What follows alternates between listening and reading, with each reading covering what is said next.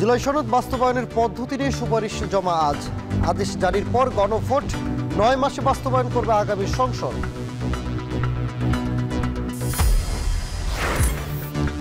তত্ত্বাবধায়ক সরকার ব্যবস্থা পুনর্বহালে আপিল শুনানি চলছে। বাতিল করায় অনেক খেসারত দিতে হয়েছে জাতিকে, বলছেন আইনজীবীরা।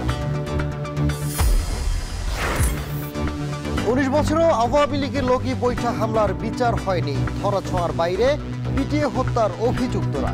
বেশি বেশি জামিন দেয় 3 বিচারপতির ব্যাখ্যা।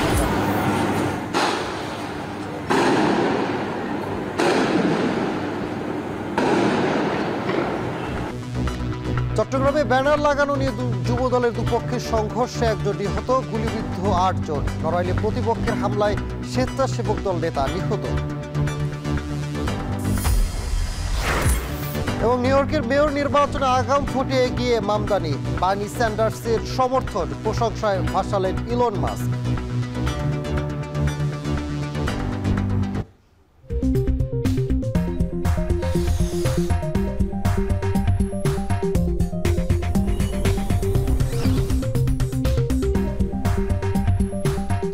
স্বাগত। এখন ঢাকায় পুরো আয়োজনে আপনাদের সঙ্গে আছি সানি মৃধা। প্রধান উপদেষ্টার কাছে জুলাই সনদ বাস্তবায়ন আদেশ জারি সহ একাধিক প্রস্তাব দিয়েছে জাতীয় ঐক্যমত্য কমিশন।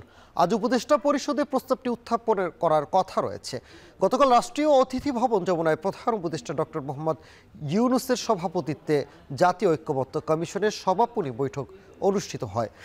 উপস্থিত ছিলেন ঐক্যমত্য কমিশনের সহ সভাপতি অধ্যাপক আলী রিয়াদ সহ কমিশনের অন্য সদস্যরা। সমাপনী বৈঠকে জাতীয় ঐক্যমত্য কমিশন গঠনের পর থেকে চূড়ান্ত সুপারিশ প্রদান পর্যন্ত সমস্ত ডকুমেন্ট, আলোচনার ভিডিও, অডিও, ছবি সংরক্ষণের উপর গুরুত্ব আরোপ করেন প্রধান উপদেষ্টা। এ সময় প্রধান উপদেষ্টা বলেন, এগুলো মহামূল্যবান সম্পদ, তাই এই দলিলগুলো ভবিষ্যতের জন্য সংরক্ষণ করা সবার জন্য উন্মুক্ত রাখা হবে।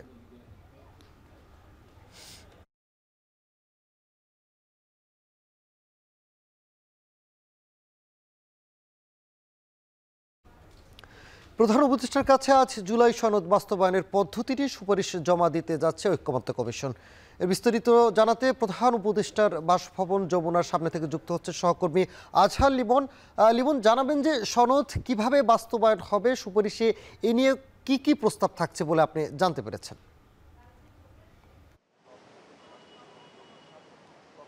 সানিব, এই সনদ কিভাবে বাস্তবায়ন হবে এটা নিয়ে রাজনীতির মাঠে কিন্তু অনেক আলাপ আলোচনা, অনেক গুঞ্জন, এক ধরনের একটা সংকট দেখা যাচ্ছিল। বলা যায় যে আজকের দিনটি এই জন্য বিশেষ স্থানীয় যে আজকে এর একটা চূড়ান্ত সমাধান হতে চলেছে। জানেন যে আজকে জাতীয় ঐক্যমত্য কমিশন, যারা প্রায় দীর্ঘ 9টি মাস রাজনৈতিক দলগুলোর সঙ্গে একদম এক ধরনের পরিশ্রমের আলাপ আলোচনা করেছে, দিনভর এই আলাপ আলোচনা শেষে একটা দীর্ঘ আলাপ আলোচনা শেষে তারা একটা সুপারিশমালা তৈরি করেছেন এবং সেই সুপারিশমালাটি আজকে সরকারের কাছে, অর্থাৎ এই প্রধান উপদেষ্টা এবং উপদেষ্টা পরিষদের কাছে উপস্থাপন করবে ঐক্যমত্য কমিশন। এবং আমরা এটি দেখলাম যে কিছুক্ষণ আগে জাতীয় ঐক্যমত্য কমিশনের যিনি সহসভাপতি অধ্যাপক আলী রিয়াজের নেতৃত্বে কমিশনের অন্যান্য সদস্যরা কিছুক্ষণ আগে এই প্রধান উপদেষ্টার বাসভবন এই যমুনায় প্রবেশ করলো। অন্যান্য উপদেষ্টা পরিষদের অন্যান্য সদস্যরা এখানে প্রবেশ করেছেন এবং বলা যায় যে আজকে একটা বিশেষ উপদেষ্টা পরিষদ এখানে কিন্তু অনুষ্ঠিত হচ্ছে। উপদেষ্টা পরিষদ যদি আজকের এই যে প্রস্তাবটি এটি পাশ করে, তাহলে কিন্তু সরকার এটি বাস্তবায়নের দিকে চলে যাবে। অর্থাৎ যেই আদেশ জারির কথা বলা হচ্ছে সেই আদেশ কিন্তু সরকার বাস্তবায়ন করবে। যেটি আমরা জানতে পেরেছি যে এই জুলাই জাতীয় সনদ বাস্তবায়ন একটা ব্র্যাকেট আছে, সংবিধান সংস্কার আদেশ 2025 নামে একটি আদেশ বাস্তবায়ন করা হবে। পরবর্তীতে এই আদেশের উপরেই গণভোট হবে এবং এই গণভোটের মাধ্যমে জনগণের সার্বভৌম ক্ষমতা নেওয়া হবে।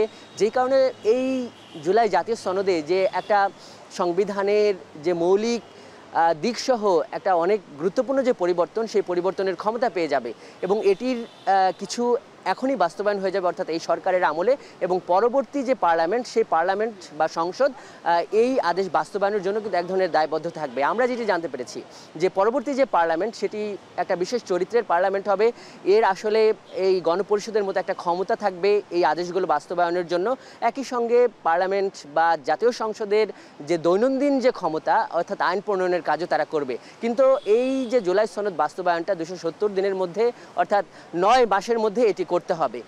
তো আজকে মূলত এই প্রস্তাবগুলো এগুলো শোনা যাচ্ছে, এগুলো উপস্থাপন করা হবে উপদেষ্টা পরিষদের কাছে, এবং যেটি বলা হচ্ছে যে 2টার দিকে ব্রিফিং করা হবে। সেই ব্রিফিংয়ে কিন্তু সব কিছু স্পষ্ট হবে। তবে আমরা যেটি জানতে পেরেছি, সবশেষ বলে রাখি যে স্থানীয় গণভোট কবে হবে, আদেশ রাষ্ট্রপতি না প্রধান উপদেষ্টা জারি করবেন, এই বিষয়গুলো কিন্তু সরকার সিদ্ধান্ত নেবে, এবং সব কিছু কিন্তু দুপুর 2টার যে ব্রিফিং সেটি তখন কিন্তু জানা যাবে। স্থানীয় এই ছিল এই যমুনার সামনে থেকে আমার কাছে থাকা সবশেষ। প্রধান উপদেষ্টার বাসভবন যমুনা থেকে যুক্ত ছিলেন সহকর্মী আজহার লিপন। গত বছরের 5 আগস্টের পর লুট হওয়া অস্ত্র উদ্ধারে অভিযান চলমান আছে। আগামী সংসদ নির্বাচনের আগে তা উদ্ধার হয়ে যাবে বলে আশা করছেন স্বরাষ্ট্র উপদেষ্টা জাহাঙ্গীর আলম চৌধুরী। সকালে রাজধানীর খিলগাঁওয়ে Bangladesh Ansar welfare trust transport উদ্বোধন অনুষ্ঠানে এ কথা বলেন তিনি। স্বরাষ্ট্র উপদেষ্টা বলেন, আগামী নির্বাচনে সবথেকে বেশি আনসার সদস্য নিয়োজিত থাকবে। প্রতিটি কেন্দ্রে 13 জন করে আনসার থাকবে, যার মধ্যে 4 জনের কাছে থাকবে অস্ত্র। উপদেষ্টা বলেন, দেশের সর্ববৃহৎ বাহিনী আনসারের যাতায়াত, চিকিৎসা সহ যাতায়াতের ভোগান্তি লাঘবে এই ট্রান্সপোর্ট সার্ভিস চালু করা হয়েছে।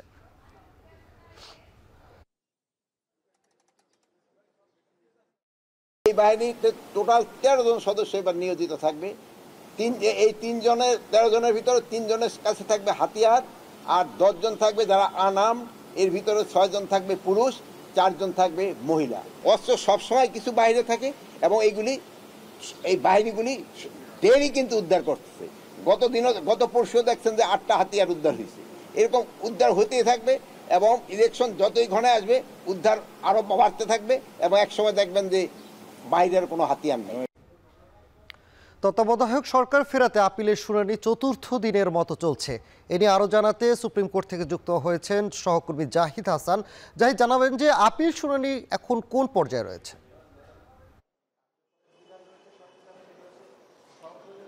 2011 সালে আওয়ামী লীগ সরকারের আমলে তৎকালীন প্রধান বিচারপতি ABM খায়রুল হকের নেতৃত্বে আপিল বিভাগ তত্ত্বাবধায়ক সরকার বাতিল করে রায় দিয়েছিল। সেই রায়ের পরে 2014 সালে আওয়ামী লীগ একটি নির্বাচন করে তত্ত্বাবধায়ক সরকার ছাড়া। এরপরে 2018 এবং 2024 এই 3টি নির্বাচনেই তত্ত্বাবধায়ক সরকারকে বাদ দিয়ে করা হয়, এবং এই 3টি নির্বাচন নিয়েই রাজনৈতিক দলের মধ্যে মতবিরোধ রয়েছে, গ্রহণযোগ্যতা নিয়ে প্রশ্ন রয়েছে, এবং নানান ধরনের অভিযোগ রয়েছে রাজনৈতিক দলগুলোর। এবং 18 সালে নির্বাচনে বিএনপি জামাত অংশগ্রহণ করলেও সেই নির্বাচনের গ্রহণযোগ্যতা নিয়ে তারা সবসময় প্রশ্ন তুলেছেন। এরপরে 24 নির্বাচনে বিএনপি জামাত অংশ নেয়নি।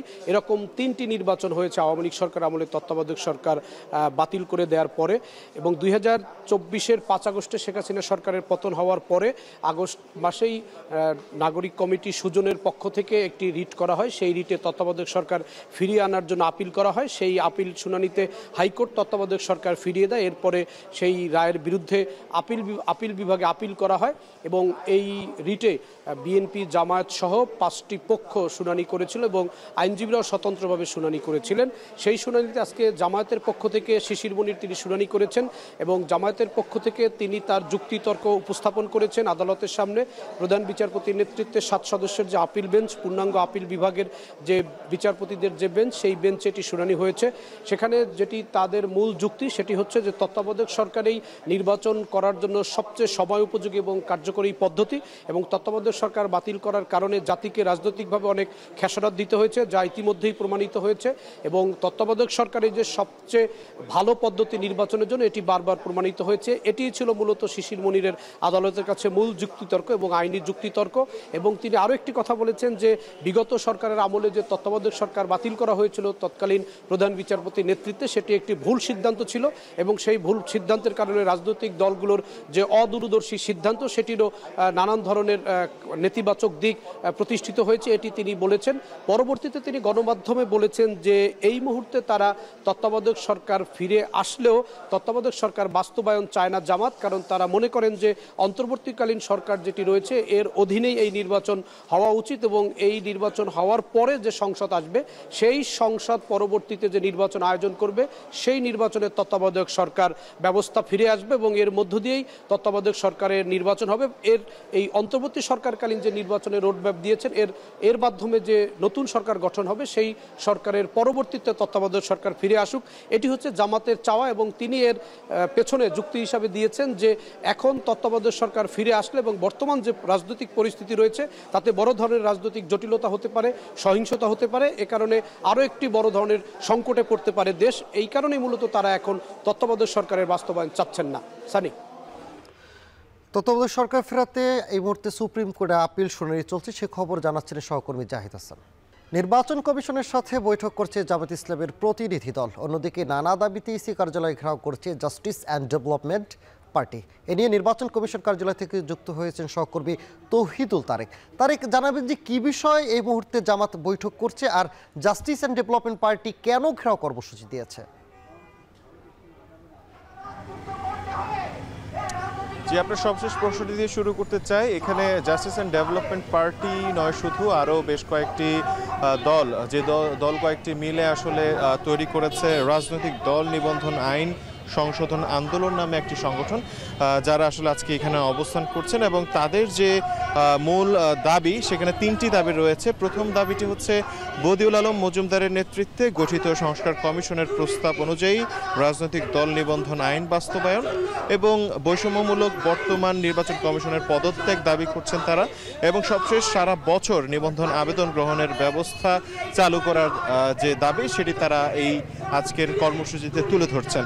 যদি একটু আপনাদেরকে বিস্তারিত বলি, আমি জানতে পেরেছি তাদের ভাষ্যমতে যে বদিউল আলম মজুমদারের নেতৃত্বে গঠিত যে সংস্কার কমিশনের প্রস্তাব ছিল, সেই প্রস্তাবটি অনুযায়ী যে একটি দলের, রাজনৈতিক দলের যদি 6টি জেলা এবং 23টি উপজেলাতে তাদের কার্যালয় থাকে, সেই রাজনৈতিক দল কিন্তু নিবন্ধনের জন্য আসলে আবেদন করতে পারবে। কিন্তু তাদের দাবি অনুযায়ী এই প্রস্তাব, সংস্কার কমিশনের প্রস্তাব অনুযায়ী নির্বাচন কমিশন আসলে নিবন্ধন করছে না, যে কারণে তাদের এই আজকের এই কর্মসূচি। তারা বলছেন যে তারা এই নির্বাচন কমিশনকে বলছে যে তারা বৈষম্যমূলক আচরণ করছে এবং একই সাথে ফ্যাসিস্ট আমলের যে নির্বাচন কমিশনের যে আইনগুলো ছিল, সেই আইনেই আসলে রাজনৈতিক দলগুলোকে নিবন্ধনের জন্য বলা হচ্ছে। তো সেই জায়গা থেকে আসলে তারা এখানে আজকে অবস্থান কর্মসূচি পালন করছেন, যেখানে তারা বলছেন যে তারা ঘেরাও করে আছেন নির্বাচন কমিশন। এবং একই সাথে আরেকটি বিষয় যদি একটু উল্লেখ করি, যে এই রাজনৈতিক দল নিবন্ধন আইন সংশোধন আন্দোলনে যে কয়েকটি দল আছে, আমি জানতে পেরেছি যে এখানে 30টি দলের একটি সমন্বয় রয়েছে, যেখানে উল্লেখযোগ্য দলগুলো হলো জাস্টিস অ্যান্ড ডেভেলপমেন্ট পার্টি, মৌলিক বাংলা, গণ অধিকার পার্টি ও জাতীয় জোট এবং আরও বেশ কয়েকটি দল নিয়েই কিন্তু তাদের এই সংগঠন। এবং প্রথম যে প্রশ্নটি করেছিলেন যে আজকে কিন্তু নির্বাচন কমিশনের সঙ্গে জামায়াতে ইসলামীর যে বৈঠকটি হওয়ার কথা, সেই বৈঠকটি এখনও শুরু হয়নি। তারা উপস্থিত হয়েছেন, জামায়াত ইসলামের 7 সদস্য বিশিষ্ট যে প্রতিনিধি দল, তারা নির্বাচন কমিশনে উপস্থিত হয়েছেন। আর কিছুক্ষণের মধ্যেই হয়তো তাদের এই বৈঠক শুরু হবে এবং বৈঠক শেষে তারা ব্রিফ করলে আমরা জানতে পারবো আসলে কোন বিষয়ে তারা আসলে আজকে আলোচনা করেছেন। এই ছিল সবশেষ আমার কাছে। নির্বাচন কমিশনের কার্যালয়ের সবশেষ খবর জানাচ্ছেন সহকর্মী তৌহিদুল তারেক। 19 বছরও বিচার হয়নি 2006 সালের এই দিনের লগি বৈঠার হামলার। ধরাছোঁয়ার বাইরে পিটিয়ে হত্যার ঘটনায় অভিযুক্ত আওয়ামী লীগের নেতাকর্মীরা। রাজনীতিবিদ ও বিশ্লেষকরা বলছেন, দৃষ্টান্তমূলক বিচারের পাশাপাশি দেশের রাজনৈতিক সংস্কৃতির পরিবর্তন জরুরি। আগামীতে নির্বাচিত সরকারকেই দায়িত্ব নেয়ারও তাগিদ দেন তারা। দেখুন শাহাদাত অফরের প্রতিবেদনে বিস্তারিত। 28 অক্টোবর, রক্তাক্ত বিকেল। লগি বৈঠা দিয়ে পিটিয়ে হত্যাও সেদিন উল্লাসের উপলক্ষ করার অভিযোগ আওয়ামী লীগ সহ 14 দলের নেতাকর্মীদের বিরুদ্ধে। 2006 সালের অক্টোবরে বিএনপি জামায়াত সরকারের মেয়াদ শেষে সদ্য অবসরপ্রাপ্ত প্রধান বিচারপতি KM হাসানের তত্ত্বাবধায়ক সরকার প্রধানের দায়িত্ব নেয়া ঠেকাতে মাঠে 14 দলীয় জোট। আওয়ামী লীগ সভাপতি শেখ হাসিনার ডাকে 28 অক্টোবর লগি বৈঠা নিয়ে রাস্তায় নামে তার কর্মীরা। রাজধানীর বায়তুল মোকাররম এলাকায় প্রকাশ্যে পিটিয়ে হত্যা করা হয় জামাত শিবিরের 6 নেতাকর্মীকে। এমনকি মৃত্যু নিশ্চিত হওয়ার পর লাশের ওপর নৃত্য করার নারকীয়তারও সাক্ষী হয় গোটা দেশ। নিন্দার ঝড় উঠে দেশে বিদেশে। সেদিন দুপুরে বাইতুল মোকাররম মসজিদের পাশেই শহীদ হন ঢাকা কলেজের ৩য় বর্ষের শিক্ষার্থী গোলাম কিবরিয়া শিপন। ২৮ অক্টোবর অনেকে ভুলে গেলেও ছোট ছেলেকে হারানোর ব্যথায় এখনো কেঁপে ওঠে বাবার বুক। বলছিলেন তার আদরের সন্তানের সবগুলো দাঁত তুলে নেওয়া হয়েছিল। তোর ছেলেটা আইলো, এটা তো দেখার বিষয় না। তোর ছেলে স্বাস্থ্য এই জন্য আমার মাসুম ভাই আর সবাই ধরে নিল যে আপনি একটু দেখেন। এরপর একজন সরিষা দিচ্ছে, বুঝতে পারছি নিয়ে যান, আর মাথাটা বাইন্দা রয়ে গেল। শুধু শিপন নয়, সারা দেশে বিভিন্ন বয়সের ১৩ জন হত্যাকাণ্ডের শিকার হয়। ৩ দিনের অশান্তিতে ক্ষতি হয় প্রায় ৪,০০০ কোটি টাকার। জামায়াতের পক্ষ থেকে পল্টন থানায় মামলা দায়ের করা হলেও ২০০৯ সালে আওয়ামী লীগ ক্ষমতা এলে মামলা প্রত্যাহার করা হয়। স্মৃতিচারণ করতে গিয়ে আবারও শিউরে উঠলেন তৎকালীন শিবির সভাপতি ডক্টর শফিকুল ইসলাম মাসুদ। পিটিয়ে এমন হত্যাযজ্ঞের দৃষ্টান্তমূলক বিচার চান তিনি। পুরো ১২ ঘন্টা সময় আমার চোখের সামনে ছিল। আমি দেখেছি যে আমাদের ভাইয়েরা জীবন বাজিয়ে রেখেছেন, কিন্তু ১ সেকেন্ডের জন্য তারা পিছপা হন নাই। এবং সন্ধ্যা ৭টায় প্রশাসন ওই পক্ষকে যখন, অর্থাৎ আওয়ামী লীগের সন্ত্রাস এবং ১৪ দলকে মাঠ থেকে সরিয়ে দিয়েছে, এটা নিশ্চিত হওয়ার পরেই কেবলমাত্র আমরা আমাদের অফিসে তখন ফিরে এসেছি। তার আগ পর্যন্ত আমাদের জনশক্তি একজনও মাঠ ছাড়ে নাই। দেশের রাজনৈতিক সংস্কৃতির পরিবর্তন না আনলে শত সংস্কার করলেও কোনো লাভ হবে না বলে মন্তব্য করেছেন বিএনপির স্থায়ী কমিটির সদস্য আমির খসরু মাহমুদ চৌধুরী। বলেন, রাজনীতিতে সহনশীলতা আনতে হবে। বাংলাদেশের রাজনীতিতে সাংস্কৃতিক পরিবর্তন আনতে না পারলে শত সংস্কার করেও কোনো লাভ হবে না। আমাদের মধ্যে সহনশীলতা থাকতে হবে, অন্যের সাথে দ্বিমত পোষণ করেও তার প্রতি সম্মান জানাতে হবে, তার মতের প্রতি সম্মান জানাতে হবে, এবং বাংলাদেশের শান্তিপূর্ণ স্থিতিশীলতা রক্ষা করতে হবে। রাজনৈতিক সংস্কৃতিকে দূষিত করার মতো ঘটনার বিচারের পরামর্শ দেন বিশ্লেষকরা। বলেন, ভবিষ্যতের সরকার এমন ঘটনাগুলোর বিচার নিশ্চিত না করলে আবারও স্বৈরাচার ফিরে আসার শঙ্কা রয়েছে। ভবিষ্যৎ সরকারগুলো বা এই সরকার যদি পারেও, তাদের উচিত এই সকল বিষয়ে অ্যাটেনশন দেওয়া, মনোযোগ দেওয়া। যে সকল ঘটনাগুলো বাংলাদেশের রাজনীতি সংস্কৃতিকে দূষিত করেছে অথবা বর্বরতার সাক্ষী হয়েছে, অথবা যে সকল কাজগুলোতে বাংলাদেশের রাজনীতি ধ্বংস হয়েছে, সেই সকল কাজগুলো কেন হয়েছে, কিভাবে হয়েছে, সেগুলোর মূল উৎপাদন করা দরকার আছে এবং উদ্ঘাটন করা দরকার আছে। সরকার সেই উদ্যোগ নেওয়া জরুরি। ২০০৬ সালের মতো ২০২৩ সালের ২৮শে অক্টোবরেও বিএনপি জামায়াতের সমাবেশে হামলা একই অভিযুক্ত ক্ষমতাসীন আওয়ামী লীগের নেতাকর্মী ও সাথে পুলিশ বাহিনীর উপর। আগের মতো এই ঘটনাও রয়ে গেছে বিচারের বাহিরে। বিচারহীনতার এই সংস্কৃতি থেকে বের হতে আগামী নির্বাচিত সরকারের প্রতি আহ্বান জানান বিশ্লেষকরা। শাহাদাত আফরো, এখন, ঢাকা। ২৮ অক্টোবরের হত্যাকাণ্ডকে পল্টন ট্র্যাজেডি দিবস ঘোষণা দিয়ে আলোকচিত্র প্রদর্শন করেছে ছাত্র শিবির ও জামাতে ইসলামী। জাতীয় প্রেস ক্লাবে আয়োজিত প্রদর্শনী আওয়ামী লীগের লগি বৈঠার হামলায় নিহত জামায়াত শিবিরের নেতাকর্মীদের ছবি ও বিস্তারিত পরিচয় দেখানো হচ্ছে।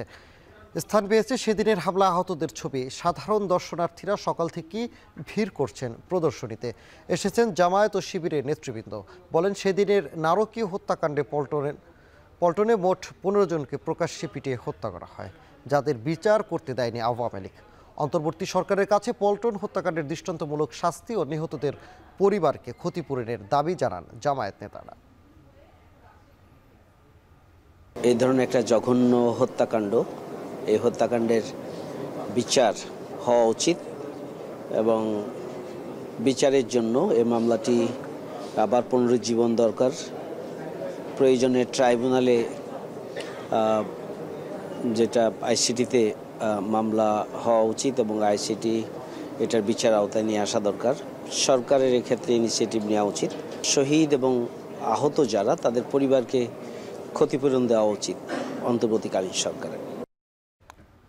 বিপুল সংখ্যক জামিন দেয়া হাইকোর্টের ৩ বিচারপতির কাছে ব্যাখ্যা চেয়েছেন প্রধান বিচারপতি সৈয়দ রেফাত আহমেদ। মঙ্গলবার সকালে বিষয়টি নিশ্চিত করেছেন সুপ্রিম কোর্টের স্পেশাল অফিসার মোয়াজ্জেম হোসেন।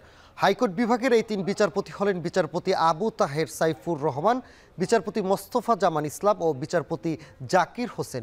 উল্লেখ্য, গত সপ্তাহে হাইকোর্টের একটি বেঞ্চ 800 জনকে জামিন দিয়েছিল। বিগত অনেক বছরে অনেক সময় হাইকোর্ট থেকে একসঙ্গে বিপুল সংখ্যক আসামিকে জামিন দেওয়ার নজির হয়েছে, তবে কখনোই প্রধান বিচারপতি হাইকোর্টের বিচারপতির কাছে ব্যাখ্যা চাননি।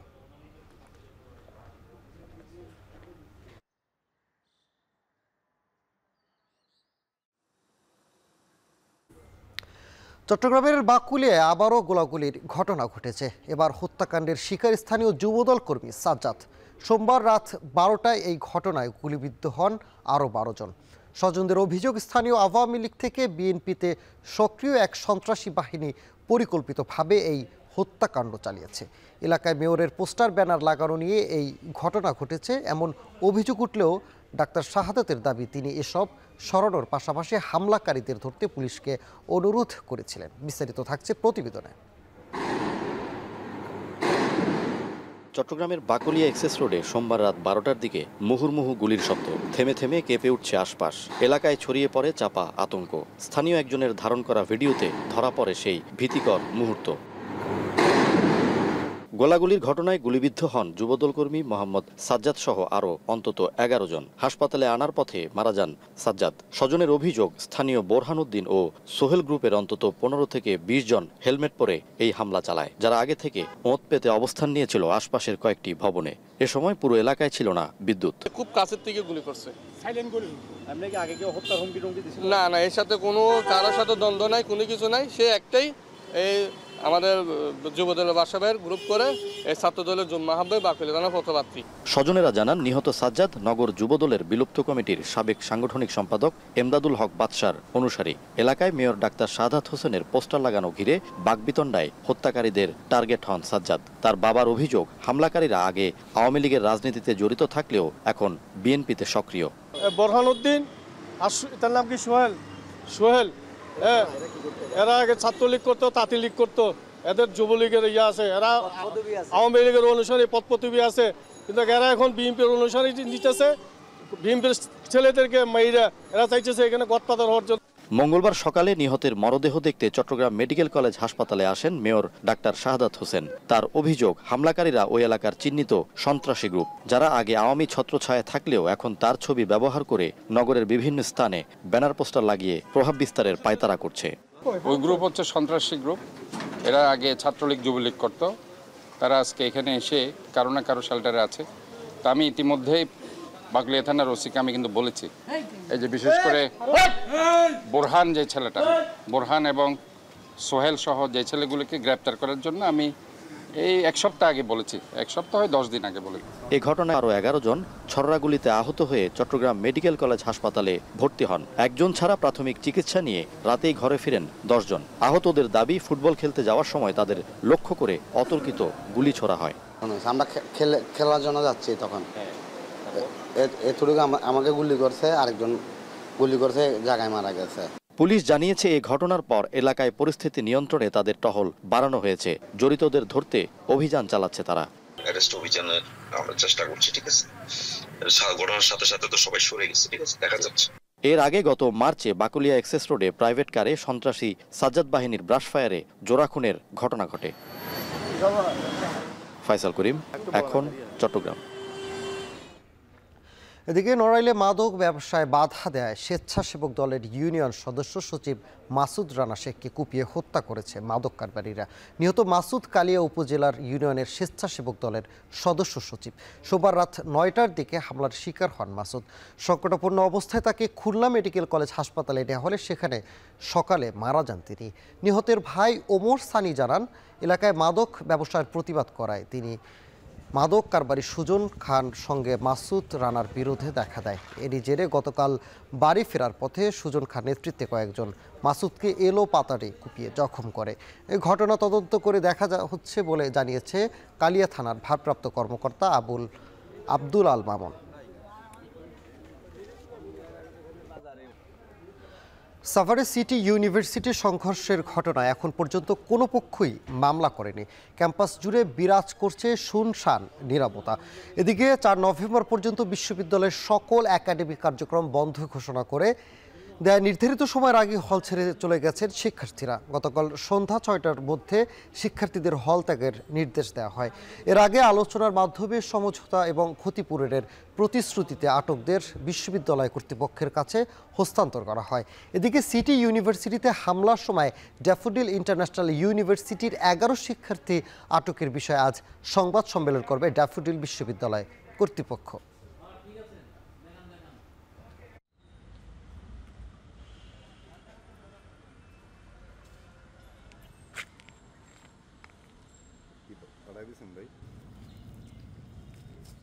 সাভারের সিটি ইউনিভার্সিটি ও ড্যাফোডিল বিশ্ববিদ্যালয়ের শিক্ষার্থীদের সংঘর্ষের ঘটনায় বন্ধ ঘোষণা করা হয়েছে সিটি বিশ্ববিদ্যালয়। সংঘর্ষের ঘটনায় ব্রিফ করছেন ড্যাফোডিল বিশ্ববিদ্যালয় উপাচার্য, সরাসরি যুক্ত হচ্ছে সেখানে।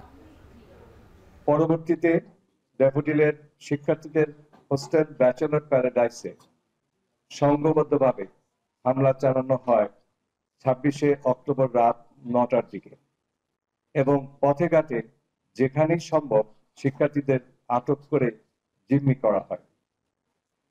৩. উপরোক্ত ঘটনার পর ড্যাফোডিলের শিক্ষার্থীরা সিটি ইউনিভার্সিটিতে গিয়ে তাদের বন্ধুদের উদ্ধারের চেষ্টা করলে সংঘর্ষের সূত্রপাত ঘটে। ৪. বিকেল ৩টা পর্যন্ত সিটি ইউনিভার্সিটির প্রশাসনের নির্দেশে শিক্ষার্থীদের জিম্মি করে রাখা হয়। ক্ষতিপূরণের নামে মুক্তিপণ দাবি করা হয় এবং জীবন নাশের হুমকি দিয়ে মিথ্যা জবানবন্দি আদায় সহ মিডিয়া কভারেজ করানো হয়। ৫. আহত ও সংকটাপন্ন শিক্ষার্থীদের চিকিৎসা প্রদানে বিলম্ব ঘটে, যা জীবন নাশের প্রচেষ্টার শামিল। ৬. আমাদের সকল প্রচেষ্টা ব্যর্থ করে মঞ্জুরি কমিশনের মাধ্যমে হস্তান্তর প্রক্রিয়া সম্পন্ন করা হয়। ৭. সারাদিন ধরে আটক নাটকে কেউ কেউ অস্ত্রের কথা উল্লেখ করলেও মঞ্জুরি কমিশনের হস্তান্তর প্রক্রিয়ায় সেই অভিযোগ অনুপস্থিত ছিল। এর অর্থ হয় তারা নিজেরাই সেই অস্ত্রের কথা মিথ্যা বলেছিল, না হয় অস্ত্রগুলো তাদেরই ছিল, তারাই রেখে দিয়েছে। সম্প্রতি সংঘর্ষ নিয়ে ব্রিফ করছিলেন ড্যাফোডিল বিশ্ববিদ্যালয় উপাচার্য। কিশোরগঞ্জের ভৈরবকে জেলা করার দাবিতে রেল অবরোধ করে হামলার ঘটনায় অজ্ঞাত শতাধিক ব্যক্তিকে আসামি করে মামলা করেছে রেল কর্তৃপক্ষ। সকালে ভৈরব রেলওয়ের স্টেশন মাস্টার বাদী হয়ে থানায় মামলা করেন। এদিকে দাবি আদায়ে আজও নদীবন্দর ও নৌপথ অবরোধ কর্মসূচি পালন করে স্থানীয়রা। সকালে ভৈরব নৌবন্দরে বিক্ষোভ করেন তারা। এ সময় ভৈরবকে ৬৫তম জেলা হিসেবে ঘোষণার দাবি জানানো হয়। কর্মসূচির কারণে দেশের বিভিন্ন অঞ্চলের সাথে যাত্রীবাহী লঞ্চ ও পণ্যবাহী জাহাজ সহ পানিপথের অন্যান্য যান চলাচল বন্ধ রাখা হয়। প্রায় ঘণ্টাখানিক পর অবরোধ প্রত্যাহার করা হলে পরিস্থিতি স্বাভাবিক হয়।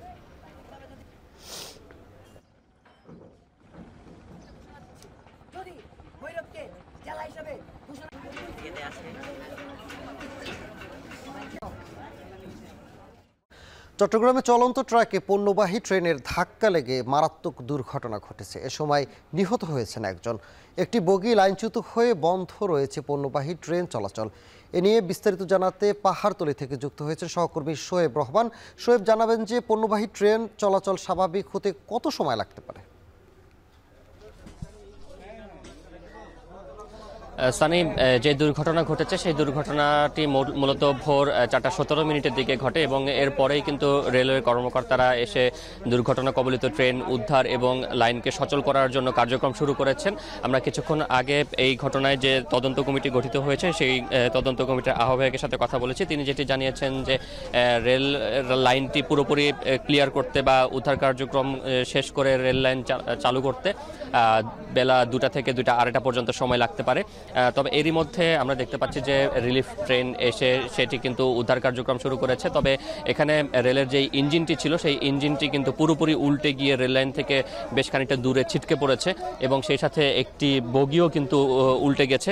সেই বগিগুলোর উদ্ধারের কার্যক্রম চলছে। তবে যে ইঞ্জিনটি রয়েছে সেটির ওজন প্রায় ১০০ টনের মতো এবং সেই জায়গা থেকে এখানে যে উদ্ধারকারী রিলিফ ট্রেনটি এসেছে সেটির কিন্তু পুরোপুরি সক্ষমতা নেই এই ইঞ্জিনটিকে তুলে রেল লাইনে বসাবার মতো, যে কারণে আখাউড়া থেকে আরও একটি রিলিফ ট্রেন আনার কার্যক্রম শুরু হয়েছে বা আরও একটি রিলিফ ট্রেন আসছে এবং সেটি আসলে দুটি রিলিফ ট্রেন একসঙ্গে যুক্ত হয়ে এই যে ইঞ্জিনটি যেটি উল্টে গিয়েছে যেটি দেখতে পাচ্ছেন সেই ইঞ্জিনটি উদ্ধার করে তারপরে কিন্তু এখানে সেটিকে রেল লাইনে স্থাপন করা হবে। রেল লাইনের বিভিন্ন জায়গাতে আমরা দেখেছি যে রেলের যে স্লিপারগুলো রয়েছে সেগুলো ক্ষতবিক্ষত হয়ে গিয়েছে এবং ক্ষতিগ্রস্ত হয়েছে। সেই ক্ষতবিক্ষত রেল লাইনটি সংস্কারের কার্যক্রম কিন্তু অনেকটাই গুছিয়ে এনেছেন রেলের যারা কর্মী রয়েছেন তারা, এবং এরই মধ্যে একটি কন্টেনারবাহী ট্রেনের বগি সেটিকে আরও একটি লোকোমোটিভ দিয়ে সেটিকে কিন্তু এখান থেকে উদ্ধার করে নিয়ে যাওয়া হয়েছে এবং এখন মূলত যে দুটি একটি ইঞ্জিন এবং একটি বগি যেগুলো উল্টে গিয়েছে সেগুলোকে উদ্ধারের কার্যক্রম চলছে। এবং তদন্ত কমিটির যিনি প্রধান রয়েছেন তিনি যেটি জানিয়েছেন যে মূলত তাদের যে অবজারভেশন তাতে করে এখানে যেই ট্রাকটি ক্ষতিগ্রস্ত হয়েছে সেই ট্রাক চালককে মূলত তারা ঘটনার জন্য দায়ী করছেন এবং তারা বলছেন যে মূলত ট্রেন এখানে যেই প্রতিবন্ধকতা দেওয়া হচ্ছিল, রেল গেট ফেলা হয়েছিল, সেই গেট তোয়াক্কা না করে মূলত ইঞ্জিনটি রেল লাইনে উঠে পড়ে এবং এই কারণে মূলত দুর্ঘটনাটি ঘটে বলে কিন্তু প্রাথমিকভাবে তারা জানিয়েছেন। তবে ট্রাকের যিনি চালক রয়েছেন তার এখনও হদিস পাওয়া যায়নি, তাকে পাওয়া গেলে হয়তো বা তার মুখ থেকে তার ঘটনার বিবরণ এবং সে সাথে প্রত্যক্ষদর্শীদের বিবরণ শুনে তদন্ত কমিটি ঘটনায় কে দায়ী এবং কী পরিমাণ ক্ষয়ক্ষতি হয়েছে সেই ব্যাপারে তারা প্রতিবেদন দেবেন। সানি, চট্টগ্রাম পাহাড়তলীতে ট্রেন দুর্ঘটনার খবর জানাতে সেখান থেকে সরাসরি যুক্ত ছিলেন সহকর্মী শোয়েব রহমান। কর্ণফুলী নদীর উপর নির্মিত চট্টগ্রাম শাহ আমানত সেতুতে বাড়তি টোল আদায়ের প্রতিবাদে ফুঁসে উঠেছে স্থানীয়রা। তারা বলছেন 15 বছর আগে নির্মিত এই সেতু নির্মাণে খরচ হয়েছে প্রায় 600 কোটি টাকা। এ পর্যন্ত সরকার টোল আদায় করেছে প্রায় 1000 কোটি টাকা। নির্মাণ ব্যয় উঠে আসার পরও টোল প্রত্যাহার না হয়ে উল্টো বাড়ছে। প্রশ্ন হচ্ছে, অনন্তকালই কি টোল দিতে থাকবে সাধারণ মানুষ? আরও জানাচ্ছেন কাজী মাহফুজ। চট্টগ্রামের কর্ণফুলী নদীর উপর নির্মিত শাহ আমানত সেতু দক্ষিণ চট্টগ্রাম, পর্যটন নগরী কক্সবাজার ও বান্দরবানের সাথে সারা দেশের সংযোগ ধমনী। এই গুরুত্বপূর্ণ কেন্দ্রে যখন শত শত গাড়ির সারি তৈরি হয় তখন থমকে দাঁড়ায় জীবন, শুরু হয় দীর্ঘ অপেক্ষা। টোল আদায়কে কেন্দ্র করে সেতু এলাকাটিতে যানজটের ভোগান্তি প্রতিদিনের। আটকে থাকে যাত্রী, রোগী ও পণ্যবাহী গাড়ি। প্রশ্ন হচ্ছে, একটি সেতু তৈরির পর টোল আদায়ের নিয়ম কেমন? কতদিনই বা করা যাবে টোল আদায়? অনন্তকালই কি টোল দিতে থাকবে সাধারণ মানুষ? টোলের হারই বা কিভাবে কমবে বাড়বে? 2010 সালের সেপ্টেম্বরে 950 মিটার দৈর্ঘ্যের এ সেতু গাড়ি চলাচলের জন্য উন্মুক্ত করা হয়। সেতুটি দিয়ে কয়েক লাখ মানুষ প্রতিদিন যাতায়াত করে। চালুর 15 বছরে সেতুটি দিয়ে যান চলাচল কয়েক গুণ বেড়েছে। প্রতিদিন গড়ে 25 লাখ টাকার টোল আদায় হয় সেতুতে। সেই হিসেবে এখন পর্যন্ত প্রায় 1000 কোটি টাকা টোল আদায় হওয়ার কথা, অথচ সেতু নির্মাণে খরচ হয়েছে 595 কোটি টাকা। বিশেষজ্ঞরা বলছেন, বিদেশ থেকে নেওয়া ঋণ পরিশোধ ও নির্মাণ ব্যয় উঠে আসলে টোল হার কমার কথা, কিন্তু শাহ আমানত সেতুর ক্ষেত্রে তা উল্টো বাড়ছে। 1 লাখ টাকা করে পালেও ডেলিতে অন্তত অনেক টাকা, আর টোলের পয়সা, ব্রিজের পয়সা তো উঠে গেছে। আর এগুলো বিদেশি এইড আছে, বিদেশি সাহায্য আছে, আমাদের জনগণকে তারা উপহার দিয়েছে। যেমন আগের ব্রিজটাও ডেনমার্ক সরকার দিয়েছিল, যেটা ঘূর্ণিঝড়ে ভেঙে গিয়েছিল। তো এইসব দিক বিবেচনা করে এই টোলটা কোনো মতো মেনে নেওয়া যায় না। প্রতিদিন 25 থেকে 28 হাজার যানবাহন চলাচল করে এই সেতু দিয়ে। সাপ্তাহিক ছুটির দিনে সবচেয়ে বেশি গাড়ির চাপ থাকে সেতুতে।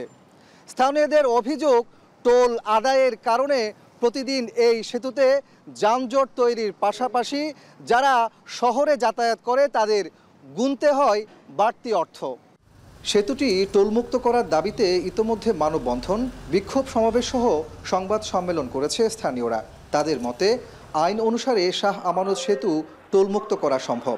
দক্ষিণ চট্টগ্রামে নগরায়ন, শহরের বিস্তার ও বিনিয়োগে বড় বাধা এ সেতুর টোল।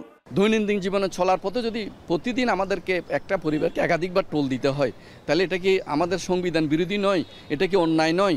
এটা কি অযৌক্তিক নয়? এটা কি জুলুম নয়? এটার থেকে আমরা অবসান চাচ্ছি। এই ব্রিজের টাকা উঠে আমি মনে করি সরকারের অনেক আগে 2-3টা ব্রিজের টাকা উঠে গেছে। দিনকে দিন একটা যানজটের সৃষ্টি হয়তো এই টোল আদায়কে কেন্দ্র করে। ছেলেমেয়েরা লেখাপড়া হয়, আমরা মনে করেন আমাদের কাছাকাছি মানুষ, আমরা 2-4 বার করে যাত্রা করতে হয় পারিবারিক কারণে, ব্যবসায়িক কারণে, চাকরি বাকরির কারণে। এটা এক ধরনের জুলুমের মতো হয়। টুলের টাকা তো উঠে গেছে, আদায় হয়ে গেছে, এখন তো আর টুলের দরকার নেই, বন্ধ করে দেওয়া উচিত, জনগণের ভালো হবে। এটা টুলে তো যানজট, এবার ঘন্টার পর ঘন্টা এখানে দাঁড়ায় থাকুন পরে। সড়ক ও জনপথ অধিদপ্তরের কর্মকর্তারা বলছেন, সেতুর রক্ষণাবেক্ষণ সহ খরচের পাশাপাশি রাজস্ব আদায়ের জন্য টোল আদায় করে সরকার। সরকারের একটা রেভিনিউ জেনারেশনের পয়েন্ট, আসলে এই ক্ষেত্রে সিদ্ধান্ত নিতে হবে সরকারকে আর কি। আমরা জানি যে একটা মুভমেন্ট হচ্ছে যে টোলটা ফ্রি করার ব্যাপারে, তো এটা আসলে আমরা ওই পজিশনে নাই যে এটা বন্ধ করার ব্যাপারে, যেহেতু এটা একটা সরকারের আর্নিং পয়েন্ট, এটা সরকারই ডিসাইড করবে যে এবারে কী করবে। টোল প্রত্যাহারের দাবিতে আগামী 1 থেকে 15 নভেম্বর গণস্বাক্ষর কর্মসূচির পাশাপাশি দাবি আদায়ে চট্টগ্রাম কক্সবাজার মহাসড়ক অবরোধ কর্মসূচি দেওয়ার হুঁশিয়ারি দিয়েছেন স্থানীয়রা। কাজী মাহফুজ, এখন চট্টগ্রাম। আন্তর্জাতিক প্রসঙ্গ, জাপান যুক্তরাষ্ট্র সম্পর্কের নতুন স্বর্ণযুগের ঘোষণা দিয়ে জাপানের সঙ্গে বিরল খনিজ পদার্থ সরবরাহ সহ 2টি চুক্তি করেছেন মার্কিন প্রেসিডেন্ট ডোনাল্ড ট্রাম্প। নতুন চুক্তি অনুযায়ী খনিজ সরবরাহ উৎপাদন বৃদ্ধির লক্ষ্যে যৌথভাবে কাজ করবে ওয়াশিংটন ও যুক্তরাষ্ট্র। মঙ্গলবার টোকিওতে ট্রাম্পের সঙ্গে অনুষ্ঠিত বৈঠকে বিশ্ব শান্তি প্রতিষ্ঠায় ট্রাম্পের উদ্যোগের প্রশংসা করেন তাকাইচি। বিস্তারিত থাকছে অর্ণব প্রসাদের প্রতিবেদনে। চলমান এশিয়া সফরে একের পর এক বাজিমাত করছেন মার্কিন প্রেসিডেন্ট ডোনাল্ড ট্রাম্প। বিরল খনিজ পদার্থ সরবরাহে চীনের একতরফা আধিপত্য ঠেকাতে অস্ট্রেলিয়া, মালয়েশিয়া ও থাইল্যান্ডের পর জাপানের সঙ্গেও বিরল খনিজ সংক্রান্ত চুক্তি সারলেন তিনি। মঙ্গলবার জাপানের টোকিওতে দেশটির নতুন প্রধানমন্ত্রী সানায়ে তাকাইচির সঙ্গে বৈঠকে বসেন ট্রাম্প। এ সময় যুক্তরাষ্ট্র ও জাপানের মধ্যে বিরল খনিজ সরবরাহ ও উৎপাদন বাড়াতে একটি চুক্তিতে স্বাক্ষর করেন তারা। চুক্তি অনুযায়ী দুই দেশ সমন্বিত বিনিয়োগের মাধ্যমে দুর্লভ খনিজ উৎপাদন বাড়াতে রাজি হয়েছে। বিবিসি জানায়, জাপানে উল্লেখযোগ্য পরিমাণ খনিজ পানির নিচে রয়েছে, যেগুলো খনন করা কষ্টসাধ্য। নতুন চুক্তিতে টোকিওর খনি প্রক্রিয়াকরণ শিল্পে কাজ করবে যুক্তরাষ্ট্র। এছাড়া নিউ গোল্ডেন এজ নামে আরেকটি চুক্তিতে স্বাক্ষর করেছে টোকিও যুক্তরাষ্ট্র। চুক্তিটি উভয় দেশের অর্থনৈতিক নিরাপত্তা জোরদার ও প্রবৃদ্ধি বাড়াতে ভূমিকা রাখবে বলে জানায় বিবিসি। চুক্তি রক্ষায় দৃঢ় প্রত্যয় ব্যক্ত করেন ট্রাম্প ও Takaichi. We look forward to welcoming Japan into the United States and a continuation, and it's something that everybody is very, very excited about. এ সময় ট্রাম্প কথা বলেন জাপানের সামরিক খাত নিয়েও। তিনি জানান, সাম্প্রতিক সময়ে টোকিওর কাছ থেকে উল্লেখযোগ্য পরিমাণে সামরিক সরঞ্জাম কেনার অর্ডার পেয়েছে ওয়াশিংটন। বৈঠকে বিশ্ব শান্তি প্রতিষ্ঠায় ট্রাম্পের অব্যাহত প্রচেষ্টার প্রশংসা করেন সানায়ে তাকাইচি। উল্লেখ করেন থাইল্যান্ড, কম্বোডিয়া ও হামাস ইসরায়েল যুদ্ধ বন্ধে ট্রাম্পের ভূমিকার। এছাড়া ট্রাম্প প্রশাসনের সঙ্গে কাজের পরিধি বাড়ানোর আশ্বাসও দেন তাকাইচি। 安倍総理からはよくトランプ大統領のダイナミックな外交について話を聞いていました。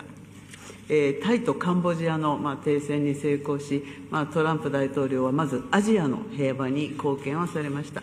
মঙ্গলবার জাপানের স্থানীয় সময় বিকেলে টোকিওর একটি মার্কিন নৌঘাঁটি পরিদর্শন করবেন ট্রাম্প ও তাকাইচি। এছাড়া বুধবার দক্ষিণ কোরিয়া সফরের আগে জাপানের ব্যবসায়ী নেতাদের সঙ্গেও বৈঠকে বসবেন ট্রাম্প। দ্বিতীয় মেয়াদে ক্ষমতায় এসে জাপানের ওপর 25% শুল্ক বসায় ট্রাম্প। এরপর জুলাইয়ে যুক্তরাষ্ট্রের সঙ্গে একটি বাণিজ্য চুক্তি করেন জাপানের সাবেক প্রধানমন্ত্রী শিগেরু ইশিবা। এ কারণে জাপানের ওপর 10% শুল্ক কমিয়ে 15% নির্ধারণ করে হোয়াইট হাউস। রয়টার্স বলছে, জাপানের কাছ থেকে এরই মধ্যে $550 বিলিয়ন প্রতিশ্রুতি পেয়েছে যুক্তরাষ্ট্র। এমনকি ট্রাম্পকে সন্তুষ্ট করতে যুক্তরাষ্ট্র থেকে পিকআপ ট্রাক, সয়াবিন ও গ্যাস কেনার প্রতিশ্রুতি দিতে পারেন জাপানের নতুন প্রধানমন্ত্রী সানায়ে তাকাইচি। অর্ণব প্রসাদ, এখন বিশ্ব। নিউ ইয়র্কের মেয়র নির্বাচনের আগাম ভোটে এগিয়ে আছেন মুসলিম প্রার্থী জোহরান মামদানি। কুইন্স স্টেডিয়ামে বিশাল সমাবেশে উপস্থিত হয়ে তাকে সমর্থন জানান মার্কিন সিনেটর বার্নি স্যান্ডার্স। যদিও মামদানিকে পরাজিত করতে উঠে পড়ে লেগেছে রিপাবলিকানরা। এদিকে মামদানিকে ডেমোক্রেট পার্টির ভবিষ্যৎ বলে প্রশংসায় ভাসিয়েছেন মার্কিন ধনকুবের ইলন মাস্ক। বিস্তারিত জানাচ্ছেন তানভীর জনি। বিনামূল্যে পরিবহন সেবা, চাইল্ড কেয়ার সার্ভিস এবং প্রায় 10 লাখ নিউ ইয়র্কবাসীর জন্য বাড়ি ভাড়া মওকুফ সহ বেশ কিছু প্রতিশ্রুতি নিয়ে মেয়র পদে লড়ছেন জোহরান মামদানি। যুক্তরাষ্ট্রে বিশেষভাবে গুরুত্ব পাচ্ছে নিউ ইয়র্কের এবারের মেয়র নির্বাচন। মামদানি নির্বাচিত হলে তিনি হবেন শহরটির প্রথম মুসলিম মেয়র। নির্বাচন সামনে রেখে রোববার নিউ ইয়র্কের কুইন্স স্টেডিয়ামে স্মরণকালের অন্যতম বড় শোডাউন করেন মেয়র প্রার্থী জোহরান মামদানি। এতে যোগ দেন 13,000-এর বেশি মানুষ, যাদের বড় একটি অংশ তরুণ প্রজন্ম বা Gen Z. People are looking for change and they don't want the status quo anymore, and Cuomo is just more of the status quo. And I'm kind of tired of establishment candidates, I guess, and a lot of money kind of flooding in and supporting those candidates. Seeing it build over the past decade has been really exciting for me, and I love to be here with a lot of wonderful people. প্রচারণার শেষ র্যালিতে মামদানিকে সমর্থন জানান প্রভাবশালী Democrat senator Bernie Sanders এবং Congress women Alexandria Ocasio-cottage. That is what this election is about. And that is why Donald Trump is paying attention to this election. Ordinary people, working class people, black and white and Latino, Asian, gay and straight, coming together to take on the oligarchy. That is Trump's worst nightmare. সমাবেশে নিরাপদ শহর গড়ার প্রত্যয় জানান মামদানি। দুর্নীতিবাজ রাজনীতিবিদ এবং তার দোসরদের হাত থেকে নিউ ইয়র্ক শহরকে মুক্ত করার প্রতিশ্রুতিও দেন তিনি। Together New York, we're going to freeze the. Together New York, we're going to make buses fast and. Together New York, we're going to deliver universal. We will make our city one where every person who calls it home can live a dignified life. Donald Trump ran on 3 promises. আগামী 4 November অনুষ্ঠিতব্য নির্বাচন ঘিরে এরই মধ্যে শুরু হয়েছে আগাম vote গ্রহণ। এখন পর্যন্ত বেশ এগিয়ে আছেন মামদানি। গেল আগস্টে প্রাইমারিতে মামদানির কাছে বিপুল ভোটে হারার পর স্বতন্ত্র প্রার্থী হন সাবেক গভর্নর অ্যান্ড্রু কুমো। তবে বিভিন্ন জরিপে তার চেয়ে অনেক ব্যবধানে এগিয়ে আছেন মামদানি। এদিকে নিউ ইয়র্ক সিটির মেয়র পদপ্রার্থী জোহরান মামদানিকে প্রশংসায় ভাসালেন ট্রাম্পের সাবেক উপদেষ্টা ধনকুবের ইলন মাস্ক। তাকে ডেমোক্রেট দলের ভবিষ্যৎ বলে মন্তব্য করেন তিনি। রিপাবলিকান প্রেসিডেন্ট ডোনাল্ড ট্রাম্প মামদানিকে কমিউনিস্ট বলে আখ্যা দিয়েছেন। মামদানি মেয়র নির্বাচিত হলে নিউ ইয়র্ক সিটিতে ন্যাশনাল গার্ড মোতায়েনের হুঁশিয়ারিও দিয়েছেন তিনি। তাকে পরাজিত করতে রিপাবলিকান আইন প্রণেতারাও উঠে পড়ে লেগেছেন। এমনকি রাজনৈতিক প্রতিপক্ষরা মামদানির বিরুদ্ধে জঙ্গি উত্থানের অভিযোগও তুলেছে। তানভীর চানি, এখন বিশ্ব। এবার খেলার প্রসঙ্গ। 21 নভেম্বর পার্থের অপটাস স্টেডিয়ামে শুরু হবে অ্যাশেজের প্রথম টেস্ট। অ্যাশেজের জন্য শিগগিরই দল ঘোষণা করবে অস্ট্রেলিয়ান ক্রিকেট বোর্ড। এর আগে সম্ভাব্য দল নিয়ে অজি ব্যাটার ওসমান খাজা ব্যক্ত করেছেন নিজের অভিমত। তিনি চান আগামী অ্যাশেজে অস্ট্রেলিয়ান টপ অর্ডারে একসাথে কুইন্সল্যান্ডের 3 ব্যাটার খেলুক। নিজের পাশাপাশি ম্যাথিউ রেনশো আর 3 নম্বরে মার্শান লেবুশনকে দেখতে চান অজি ওপেনার। সাম্প্রতিক সময়ে রেনশো দারুণ ছন্দে রয়েছেন।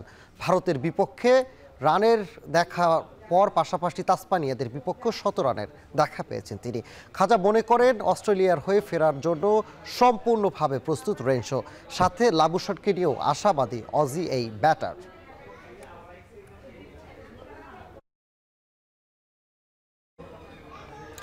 শেষ করছি এখন ঢাকা, তবে তার আগে শিরোনামগুলো জানাবো আরেকবার।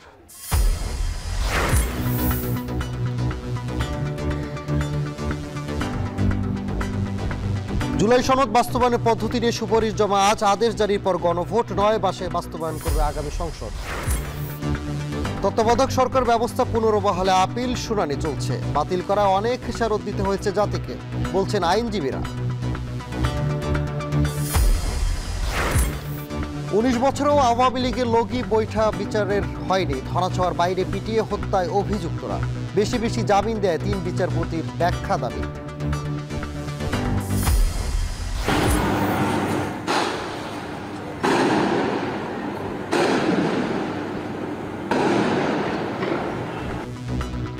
চট্টগ্রামে ব্যানার লাগানো নিয়ে যুবদলের দুপক্ষের সংঘর্ষে 1 জন নিহত, গুলিবিদ্ধ 8 জন।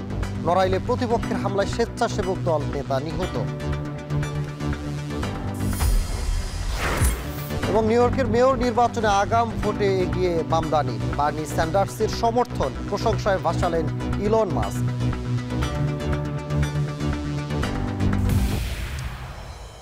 এই ছিল এখন ঢাকায়। এখন টেলিভিশন ওয়েবসাইটে দেখতে ভিজিট করুন www.ekhon.tv।